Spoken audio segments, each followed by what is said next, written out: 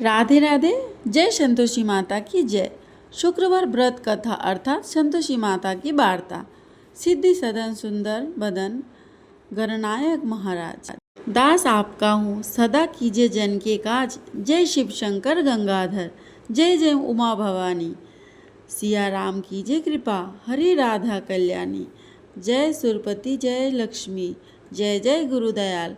देव विप्र गौ संत जय, भारत देश विशाल चरण कमल। गुरुजनों के मन में नमन करूँ मैं शीश। मोह घर सुख संपत्ति भरो, देकर शुभ आशीष। इस व्रत को करने वाले कथा कहते सुनते समय हाथ में गुड़ और चने रखे। सुनने वाले संतोषी माता की जय, संतोषी माता की जय, इस प्रकार जय जयकार मुख से बोलते जावे। कथा समाप्त होने पर हाथ का गुड़ और चना गायकों को दिलावे। कलश पर रखा हुआ गुड़ चना सबको प्रसाद के रूप में बांट दे। कथा के पूर्व कलश को जल से भरे, उसके ऊपर गुड़ चना भरा कटोरा रखे। कथा समाप्त होने पर और आरती होने के बाद कलश के जल को घर में सब जगह पर छिड़के और बचा हुआ जल तुलसी की क्यूरी में सवा आने का गुड़ और चना लेकर माता का व्रत करे। सवा पैसे का भी लेवे तो कोई आपत्ति नहीं। गुड़ घर में हो तो उसे लेवे, विचार न करे, क्योंकि माता को भावना की भूखी है। कम ज़्यादा का कोई विचार नहीं है। व्रत के उद्यापन में 2.5 सेर खाजा, खीर और चना का शाक नैवेद्य रखे। घी का दीपक जला, संतोषी माता की जय जय कर बोल, नारियल तोड़े। इस दिन घर में कोई प्राणी खट्टा ना खावे। खट्टी वस्तु खाने से माता का कोप होता है, इसीलिए उद्यापन के दिन दाल साग आदि किसी भी वस्तु में खट्टाई न डाले। ना आप खावे ना खट्टाई किसी को दूसरे को खाने देवे। इस दिन 8 लड़कों को भोजन करावे। देवर जेठ घर कुटुंब का मिला हुआ हो तो दूसरे को बुलाना नहीं। अगर कुटुंब के ना मिले तो ब्राह्मण के लिए रिश्तेदार के अथवा आस पड़ोसियों के लड़के बुला लावे। इन्हें खट्टाई की कोई वस्तु ना देनी चाहिए तथा भोजन कराकर यथाशक्ति दक्षिणा देनी चाहिए। नगद पैसा ना दे, कोई भी वस्तु दक्षिणा में देनी चाहिए। व्रत करने वाला कथा सुनकर प्रसाद ले, एक समय भोजन करे। इस प्रकार करने से माता जैसे इस बाई पर प्रसन्न हुई है, वैसे ही सब पर प्रसन्न होगी। एक बुढ़िया थी और उसके 7 बेटे थे। 6 कमाने वाले थे, एक निकम्मा था। बुढ़िया माँ 6 पुत्रों को रसोई बनाती, भोजन कराती और पीछे से जो कुछ बचता तो 7वें को दे देती थी। 7वां पुत्र बहुत सीधा साधा था, मन में कुछ विचार न करता था। एक दिन वह अपनी बहू से बोला, देखो मेरी माता का मुझ पर कितना प्रेम है। वह बोली, क्यों नहीं, सबका झूठा बचा हुआ आपको जो खिलाती है। वह बोला, ऐसा हो ही नहीं सकता, मैं जब तक अपनी आंखों से ना देखूं मान ही नहीं सकता। बहू ने हंसकर कहा, तुम देख लोगे तब तो मानोगे। कुछ दिन बाद एक बड़ा त्यौहार आया। घर में अनेक प्रकार के व्यंजन और चूरमा के लड्डू बने। वहाँ जांचने को सिर दर्द का बहाना कर पतला सा कपड़ा सिर पर ओढ़कर रसोई घर में सो गया और कपड़े में से सब देखता रहा। 6 भाई भोजन करने आए। उसने देखा माँ ने उनके लिए सुंदर सुंदर आसन बिछाए, 7 प्रकार की रसोई है, वह आग्रह करके जिमाती है। वह देखता रहा। 6 भाई भोजन कर उठे, तब माँ ने उनकी झूठी थालियों में से लड्डुओं के टुकड़ों को उठाए और एक लड्डू बनाई। जूठन साफ कर उसकी माँ ने पुकारा, उठ बेटा, 6 भाई भोजन कर गए, अब तू ही बाकी है, उठना, कब खाएगा। वह कहने लगा, माँ मुझे भोजन नहीं करना, मैं परदेश जा रहा हूँ। माता ने कहा, कल जाता हो तो आज ही चला जा। ऐसा सुनकर वह माँ से बोला, हाँ मैं आज ही जा रहा हूँ। यह कहकर घर से निकल गया। चलते समय बहू की याद आई। वह गौशाला में कंडे थाप रही थी। उसके पास जाकर बोला, हम जाबे परदेश को आवे कुछ काल, तुम रहियो संतोष से धर्म अपनो पाल।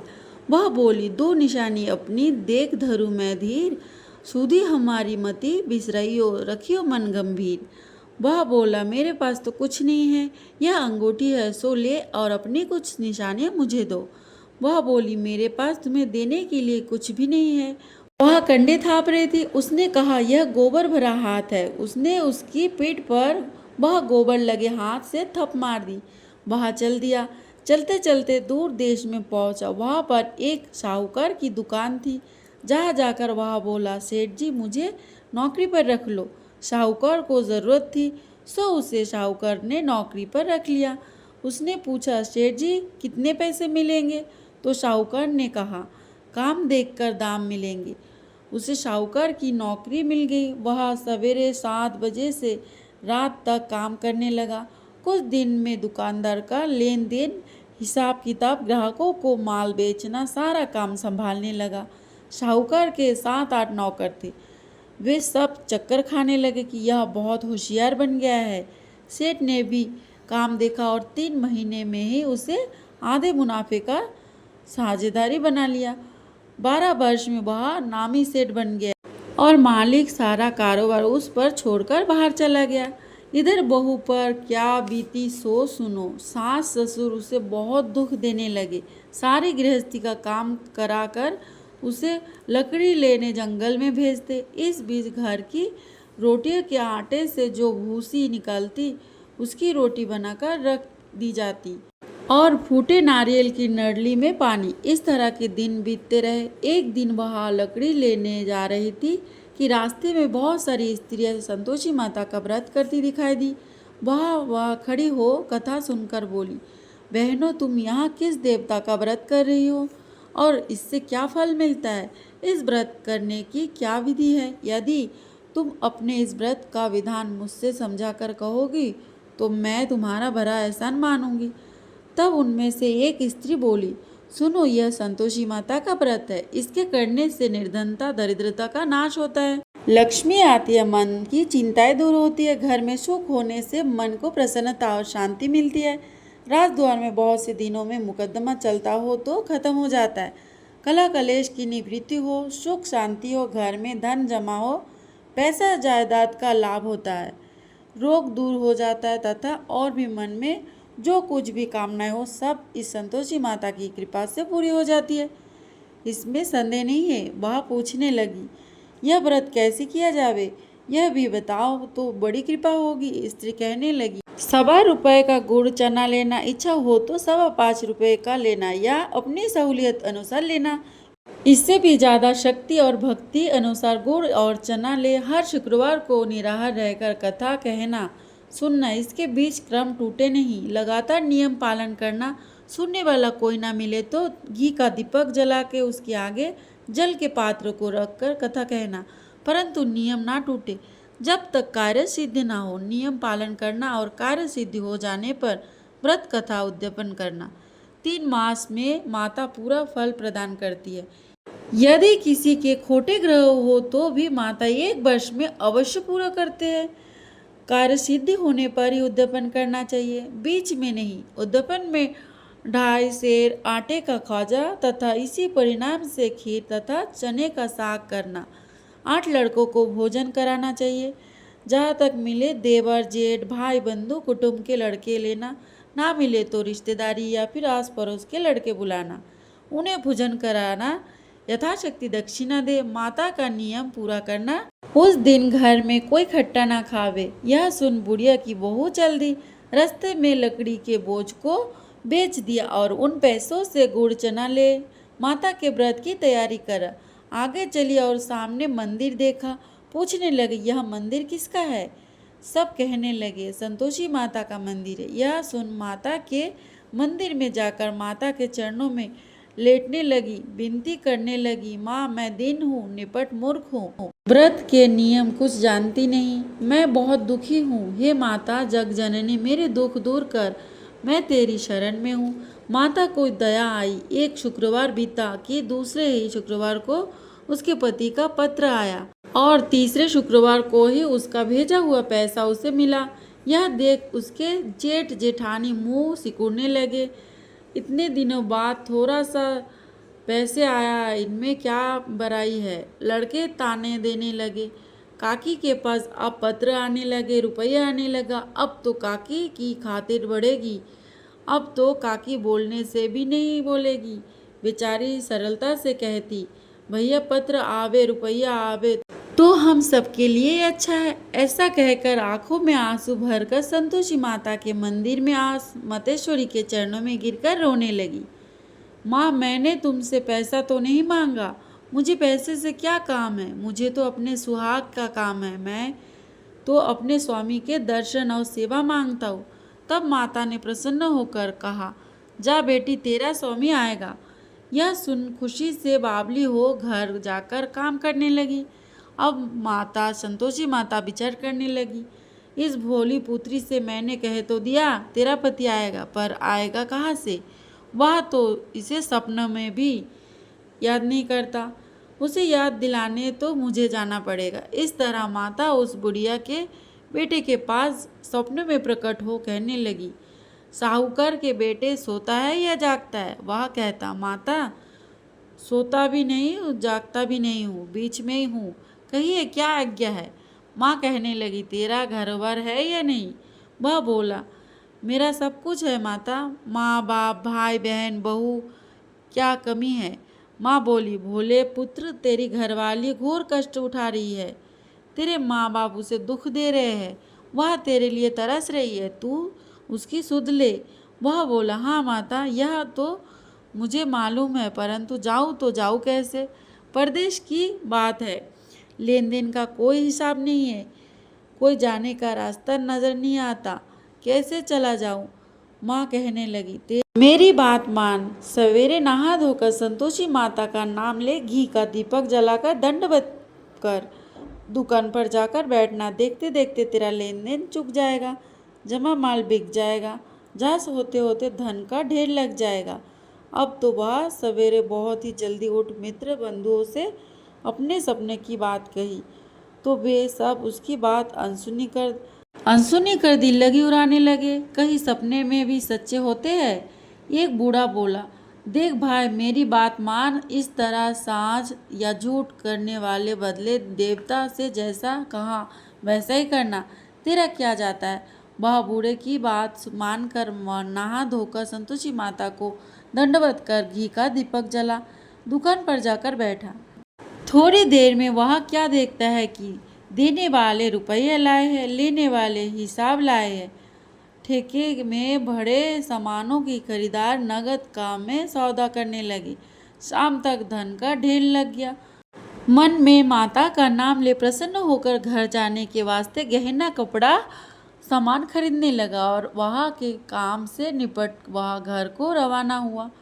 वह बहू बेचारी जंगल में लकड़ी लेने जाती, लौटते वक्त माताजी के मंदिर पर विश्राम करती। वह तो उसका रोज रोकने का स्थान ठहरा। दूर से धूल उड़ाती देख वह माता से पूछती है, हे माता, यह धूल कैसी उड़ रही है?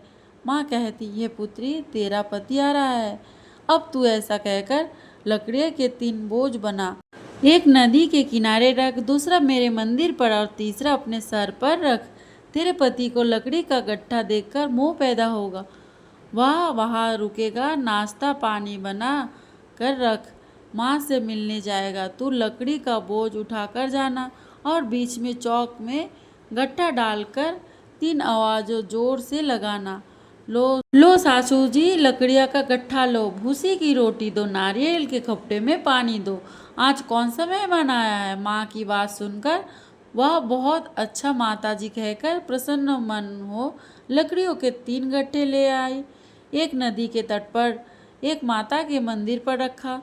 इतने में ही वह मुसाफिर आ पहुंचा। सूखी लकड़ी देख उसकी इच्छा हुई कि अब यही निवास करे और भोजन बना खा पीकर गांव जाए। इस प्रकार भोजन खा विश्राम ले वह गांव को गया।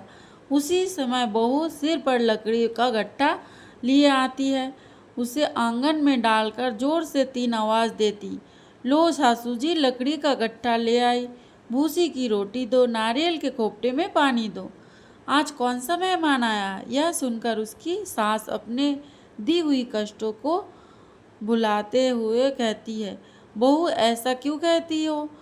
तेरा मालिक ही तो आया है, बैठ मीठा भात खाकर कपड़े गहने पहन।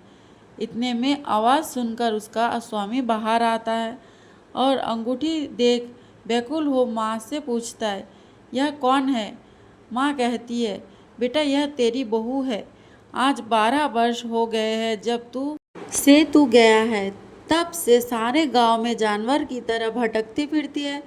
काम काज घर का कुछ नहीं करती, 4 समय आकर खा जाती है। अब तुझे देखकर भूसे की रोटी और नारियल के खोपड़े में पानी मांगती है।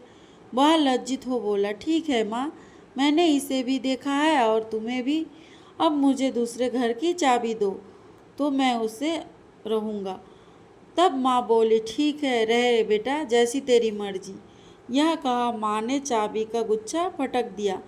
उसने लेकर दूसरे कमरे में, जो तीसरे मंजिल के ऊपर था, खोलकर सारा सामान जमाया। एक दिन में ही वह राजा के महल जैसा ठाट बाट बन गया। अब क्या था, वह सुख भोगने लगी। इतने में ही अगला शुक्रवार आया। उसने अपने पति से कहा, मुझे माता का उद्यापन करना है। उसका पति बोला, बहुत अच्छा, खुशी से कर ले। तुरंत ही वह उद्यापन की तैयारी करने लगी। जेठ के लड़के को भोजन के लिए कहने गई। उसने मंजूर किया, परंतु पीछे जेठानी अपने बच्चे को सिखलाती है, देखो रे, भोजन के समय सब लोग खट्टाई मांगना, जिससे उसका उद्यापन पूरा ना हो। लड़के जिमने आए, खीर पेट भर खाई, परंतु बात याद आते ही कहने लगे, हमें कुछ खट्टाई खाने को दो, खीर खाना हमें नहीं भाता है। देखकर अरुचि होती है। वह कहने लगी, खट्टाई किसी को नहीं दी जाएगी, यह तो संतोषी माता का प्रसाद है। लड़के उठ खड़े हुए, बोले, पैसे लाओ। भली बहू कुछ जानती नहीं थी, सो उन्हें पैसे दिए। लड़के उसकी समय उठ करके इमली ला खाने लगे। यह देखकर बहू पर माताजी के कोप किया। राजा के दूत उसके पति को पकड़कर ले गए। सब मालूम पड़ जाएगा, सब जेल की हवा खाएगा। बहू से यह वचन सहन नहीं हुआ।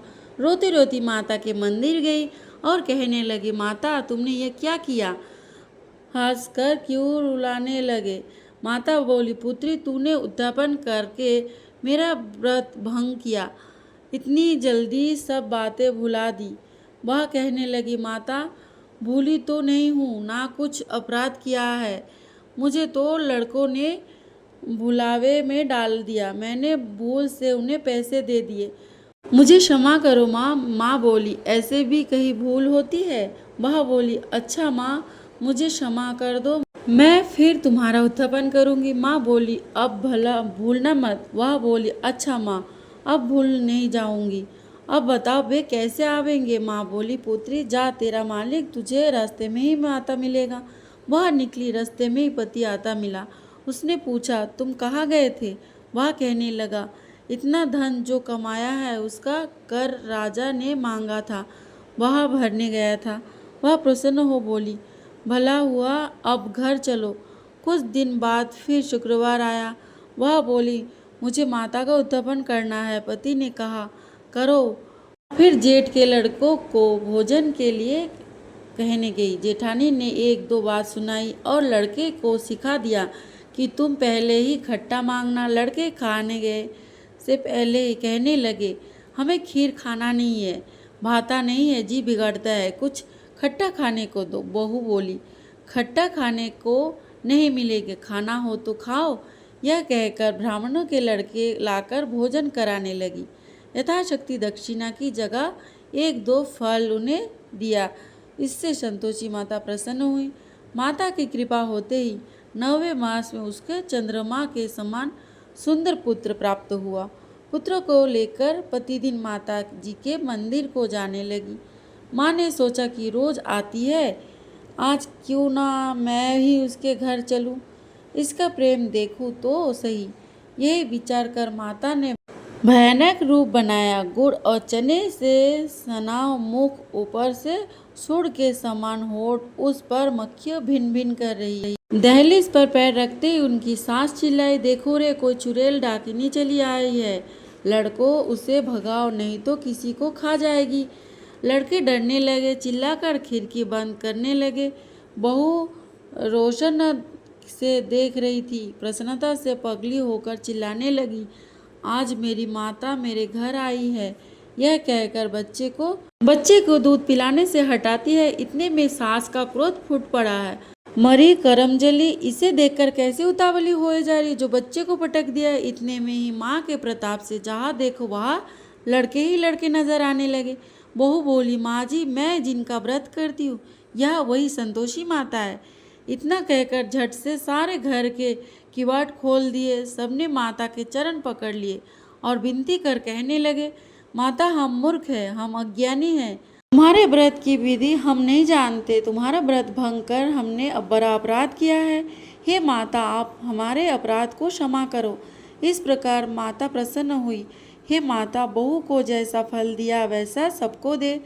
जो यहाँ कथा सुने या पढ़े उसका मनोरथ पूर्ण हो। बोलो संतोषी माता की जय।